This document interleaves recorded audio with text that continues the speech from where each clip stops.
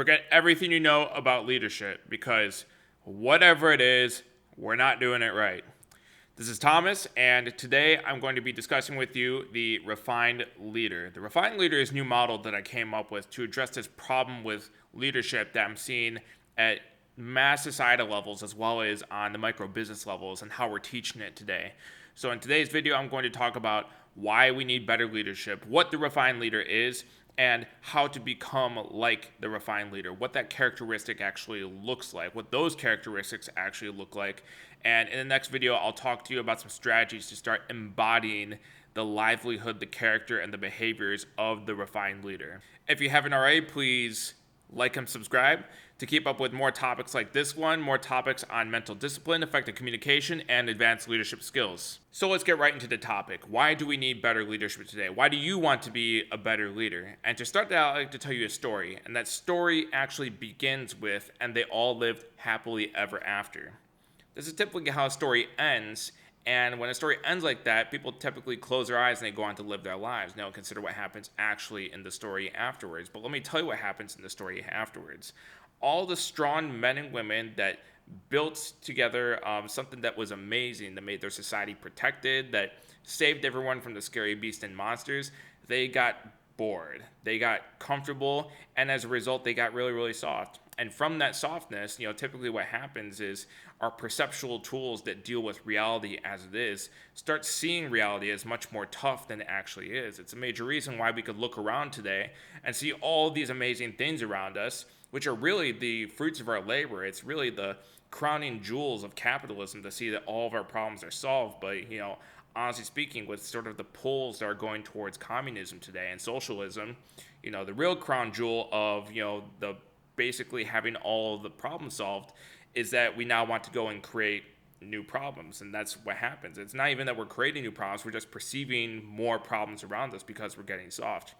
And as a result of that softness, it opens us to being exposed to the elements that be. And not only is life starting to get harder again, but we're less equipped to actually go deal with life as it is. So we end up in a situation where everyone is not only becoming more and more stressed, they are becoming softer and softer and less capable of dealing with that stress. And they have leadership that is becoming more and more stressed, all the same, and they're being presented with many opportunities to go cut corners, to be able to skip over things. They want to get all the results, but have to put none of the work in. It's kind of a shame, and it's a sham in the first place to think that these are the people that are actually teaching us how to be effective leaders. Because these people are not only teaching us how to be effective leaders, they're teaching us how to be good people in the first place. And in my perception, there's not enough of people today that are actually teaching people how to just be good people. We could look around today and say that there's a lot of craziness in the world, but the real problem is not weak people. The real problem is weak leadership. We have great people. We've always had great people that have always done amazing things and, lived through really, really tough times and came out on the back end of it, on the victorious side. But, the adage, there's no such thing as a bad student, there's only bad teachers. There's no such thing as a bad follower. By definition, a follower doesn't know any better. They're just trying to do their best, and they're taking direction from whoever has the loudest voice. And unfortunately, the loudest voices today are not great ones. They're the ones that are the jar shakers, the old, not even an old adage, this new kind of metaphor of taking 100 black ants and 100 red ants and putting them in a jar, and then, someone shakes up the jar, and now all the black ants and the red ants are fighting each other. And we're asking ourselves, okay, well, that sucks that they're fighting each other, but who shook the jar in the first place? Who actually created that conflict? We're being led by a bunch of jar shakers. And it's a real shame that something like that is happening today. And I'm kind of tired of just waiting around for someone to step forward and at the very least teach people how to do better at leadership, how to do better at managing people, do better at inspiring, motivating people in such a way that has integrity behind it, that has sustainability behind it. No one's really doing that today, and it's in large part because of the softness that has been cultivated by, the fruits of our labor. We don't need to travel like we used to in order to go mail a message. We can send a text message and it's already there. We don't need to, have 100,000 children, because 998,000 are going to die of dysentery or some sort of horrible disease, because of, we don't have any medicines or any sort of vaccinations or anything like that. we don't have these issues anymore. And as a result, we just become really soft from that, and it's actually infecting our leadership as well. And I'm just not seeing anyone step forward to actually do better. And we are hitting that part of the life cycle in history where we're actually going towards those dark ages, that gully where we actually have to get strong again and actually go deal with the toughness of reality. However, I love that, I had such a soft life and such a nice life. I don't mean me specifically. I just mean me as a generation. I don't want to sit around and watch my generation, have to go through all this turmoil. I want to get things started immediately. So that's my call right here to actually develop this level of leadership. There's not the old saying, but there's that saying by George, who is a George Santayana, who said that those who do not learn their history are doomed to repeat it. What I found is that those that actually learn their history are forced to watch from a distance with horror as they watch history go repeat itself again. I'm not going to be that person. I like to step forward to actually go develop a model of leadership where we can actually kind of subvert this process and be able to lead in a way that demonstrates upstanding ethics, that demonstrates authority, that demonstrates power, leadership, and is able to create a system by which a team can actually go and accomplish their goals and actually, get along with each other and not freak out, because, Lord knows we're actually dealing with issues of real burnout these days, deal with real issues of overwhelm, with real issues of a lot of people just being overly stressed from what seems like really simple things, but it's real. There's a lot of demands that come from all directions, especially for the leader. The leader has to deal with pressures from investors that keep them to certain targets in terms of delivering for the business. And they're getting pressure from the team saying like, hey, this is too much. We don't have enough bandwidth to go do what we're asking of. It's the leaders are really the people that have to figure out how to go and find leverage and be able to go manage this. So here's my proposal. My proposal is that we come up with a new model of leadership, which I am going to be calling refined leadership. Refined leadership is kind of like a mixed martial art. We learn mixed martial arts because we want to be able to handle a wide variety of different situations with a wide variety of different tools. From my time in university and my time actually practicing this stuff in the field, I've learned a wide variety of different leadership styles, from an autocratic leadership to a democratic leadership to a authoritarian leadership to a laissez-faire leadership to a creative leadership, one that relies on systems theory, chaos theory, level 5 leadership, according to Jim Collins. There's a lot of different ways of cutting up, slicing up, dicing up this pie. But I want to present a model by which someone demonstrates the agility that they can go adapt to the parameters that are presented in front of them, be able to adapt to them, and be able to win consistently every single time, especially in the information age, which is marked by the speed of information. We're really the living and breathing manifestation of Bill Gates' business at the speed of thought, is that business is run and you win at business by being able to transmit information faster than your competition, which inevitably starts up an arms race of people passing information back and forth so quickly that simply the person is able to pass the information fastest while retaining the most bits of information to the other side ends up winning this game. So, refined leadership. I want to present this model to you right now. You could take it, put it on, wear it, see if you like it, and from there be able to operate it with it forward, because it's less of an actual model like many of these other leadership models I presented to you just a moment ago.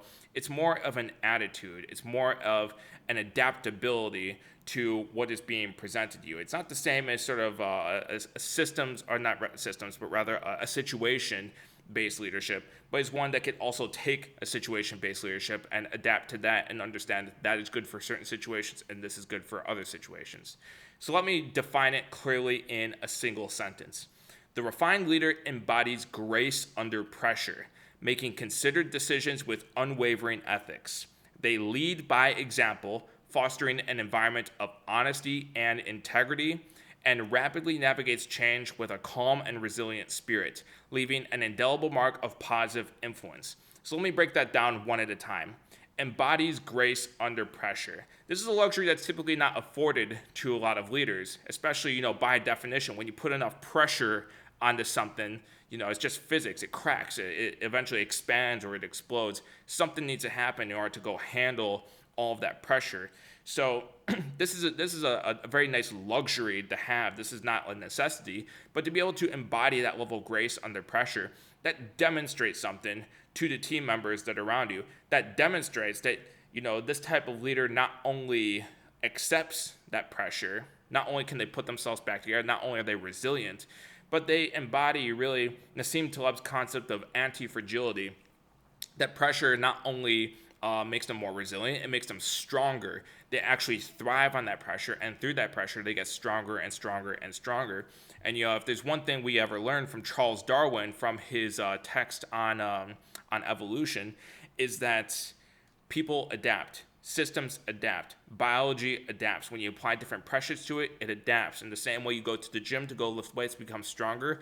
When you apply yourself into pressured situations very systematically, you too become stronger, and you get to experience less overwhelm because your body and mind and your whole spirit is more capable of handling it. And that's how you go and embody grace under pressure. They make considered decisions with unwavering ethics. Ethics sounds great in theory, until you're faced with performance metrics to go hit, peak levels of stress, and hundreds of ways to go and cut corners in order to go, protect yourself against that. This is just what leaders do these days. If you wonder why, leaders in politics are so corrupt, or you find a lot of business leaders taking on corrupt activities, it's because they're just looking for ways to cut corners as a way of relieving the stress. What they don't know is that they are swapping out a short-term problem being solved for a longer-term problem being exacerbated. The words of Jordan Peterson, conflict delayed is conflict multiplied. But they do it nonetheless. They keep kicking the can down the road and hope things will get better in the aftermath. But what you need to understand about behaving ethically is that it's not a theory. It's not something that's supposed to be done in theory. It's something that is done in practice in the face of all these stresses and all these challenges. Why? Like in my last video, I talked about the importance of integrity and how you get to play long-term games. You get to play the most games in life. And by games, I mean get invited to the most deals, have the opportunity to join the most teams, be a part of the most important conversations on the planet.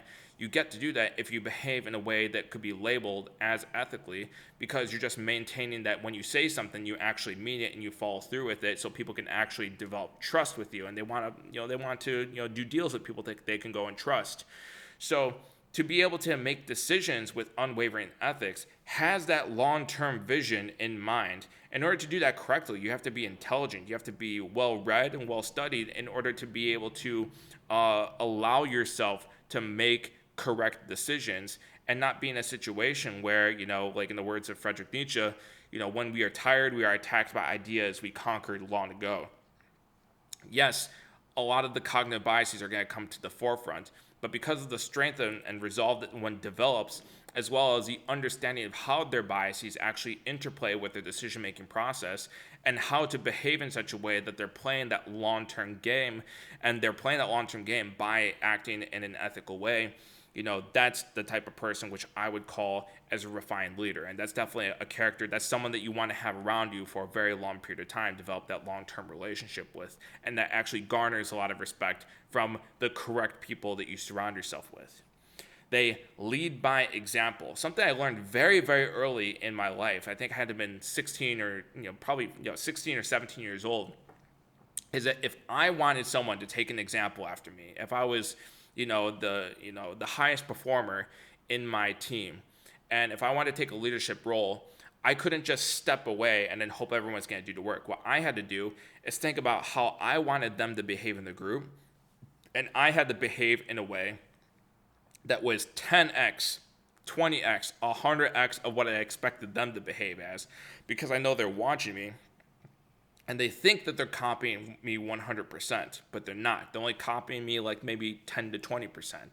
And when someone copies you 10 to 20%, that means like, okay, well, to match that up, I need to either, be anywhere between 5 to 10x more engaged than I hope for them to go be engaged. So that level of example setting is extremely important. We are, it's monkey see, monkey do. We actually have neurons in our brain called mirror neurons that are dedicated towards actually learning from someone else by watching them do the things.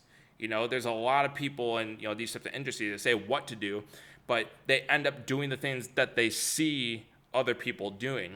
It reminds me of that line from that one musical aptly named Into the Woods, which actually, funny enough, talks about what happens after Happily Ever After. But there's a line that says, um, uh, be careful before you say, children will listen, children will look to you for which way to turn and look what to be. Something along those lines. But the lesson there is that, children, followers, anyone who is following you or is a part of your team, they may not obey, but they will listen, and they're going to look to you for which way to turn and to look what to be. Careful before you say, listen to me. These people are going to listen to you, and they are going to repeat your behaviors. They're going to repeat your behaviors. Even if they don't like you doing it, they're going to end up doing it anyways. And that's the power of setting the example first. Being the someone that behaves in the way that you want to see your team behaving. That's what a refined leader does. They foster an environment of honesty and integrity. Toxic cultures are marked by fear and manipulation of and by the team members. To this date, I can't really see the real utility of having that level of sort of like toxic, manipulative type of, Machiavellian type of culture. The only reason that actually works is if you have members that actually operate like that and they can only understand the team through those dynamics. So if you want to have Machiavellian sort of dark triad members on your team, maybe that works out actually really nicely. But if you don't want to have people like that on your team, there's actually much better models that you could substitute out instead of sort of having that level of, deceit and sort of backstabbing that goes on in those environments. You want to foster an environment for honesty and integrity, because guess what it attracts? Honest and integrous people. When they actually tell you the truth about something that was very uncomfortable for them to do, you want to make it very easy for them to go do so. When you get to go do that, not only are you not lying to yourself and they not lying to themselves, but sort of like a group consciousness emerges that also doesn't lie to itself. It's actually in alignment with reality. It's in alignment with a concept that Jim Collins came up with called the Stockdale paradox. They're able to ride the line between accepting reality radically as what it is, while having all the hope in the world that things are actually going to get better in the future. To be able to establish that level of integrity internally and within the team creates almost a group consciousness where that level of integrity is actually maintained on a team level, and the same effect emerges. People want to have that team around. People want that team to solve problems. When things get tough and when things get rough, they go and look to that team and say, hey, how do we go solve this problem? Because they didn't mind losing the small battles of having to be honest and deal with sort of the pain of having to deal with just that painful truth.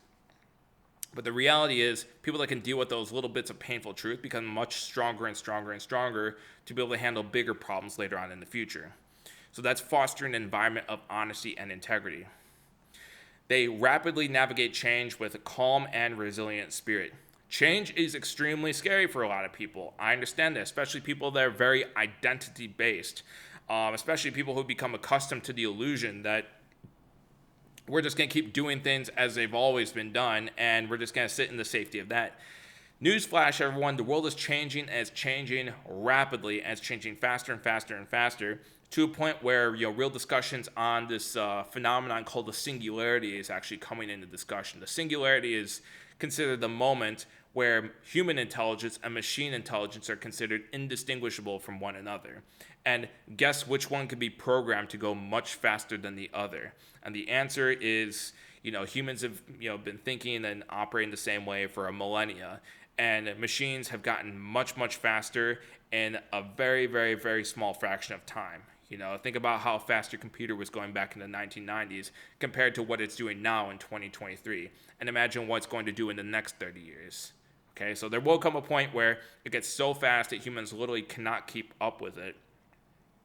But they have learned how to navigate that change with a calm and resilient spirit. You're in competition with others. Someone is going to learn how to win that game. You could learn how to win that game too, but it's not going to be done in a frenetic and a hectic and an anxious type of way. Because guess what? That attitude bleeds on to the rest of your team. It bleeds on to the other people around you.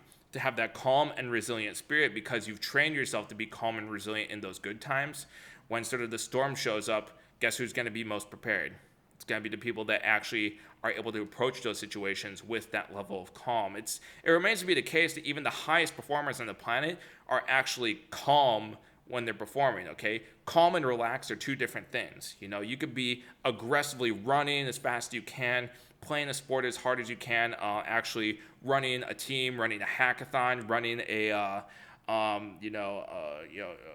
running a business meeting of sorts, solving a major market problem very, very quickly, but done in a very calm way. To achieve that level of calm and resilience in the face of that rapid change and be able to navigate it rather rapidly demonstrates a new level of grace and of smoothness and calm that other people, again, they go appreciate, they go embody those things, and they can also, you can also experience that sort of emerged effect of the team performing at a high level. It's not just you performing at the high level, it's the team performing at the high level. And then finally, they leave a mark of positive influence. By positive influence, what I mean is that their presence can be felt the moment they walk in the room and lingers in there for moments long after they've exited the room. They have what I would call a gravitas, a presence. They're able to use their voice, they're able to carry themselves, and they're able to wield emotions, their words, their actions, their presence in such a way that people can honestly feel their presence. It's not that they just hear the words or understand what they're saying, but they could deep down emotionally and even deeper down feel, what it is that they're saying, what they're influencing, and actually be able to affect that change on many different levels of understanding, not only the logical, but also the emotional, and now also on the physiological state of things. To be able to make that type of influence is easy enough to do. To make it a positive influence takes a little bit extra finesse, but they do have the Midas touch. Everything they touch, it turns to gold. They not only produce unparalleled results, but those results are earned and repeated with that level of positive influence, because who doesn't want to be around that type of atmosphere? Things are going to get hard. The pressure is going to build up. People are going to crack systematically in certain ways. That's just life and that's just people. Everyone has their cracking point. But the difference with the refined leader is that they maintain that level of positive attitude. If there's one thing I've learned from my family that's been the greatest gift, and being able to manage all of the hardships I've gone through, all of the hardships I'm going to go through, is maintaining that positive attitude no matter what. Because the moment you start taking on a negative attitude, you're inviting all sorts of chaos into your life while that happens. So that's the definition of the refined leader. So what are some other characteristics of the refined leader, of the person that's able to embody that attitude? Like, what does this look like? Because this is an attitude more than everything else. I've been a little bit loose on the terminology and the explanation because it is something that really needs to line up with the actual problems, the day-to-day problems and the circumstances that they actually face.